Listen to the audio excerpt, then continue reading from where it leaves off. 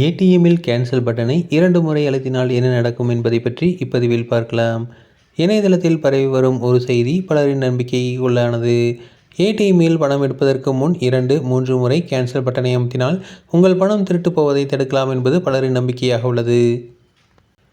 இந்திய அரசின் press information bureau அதாவது PIBயின் உண்மை கண்டறியும் குழு இந்த தகவலை ஆராய்ந்து 2 முறை கேன்சல் பட்டனை அழுத்துவதால் உங்கள் பின்னுக்கு எந்தவித கூடுதல் பாதுகாப்பும் கிடையாது என்று தெரிவித்துள்ளது.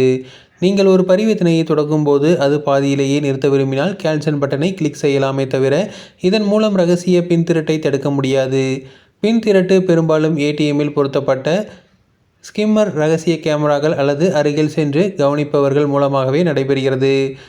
வெறும் கேன்சல் பட்டனை கிளிக் செய்வதன் மூலம் ஒரு பயனும் கிடையாது. உங்கள் தகவலை பாதுகாக்க வேண்டுமென்றால் நீங்கள் சிலவற்றை பின்பற்ற வேண்டும்.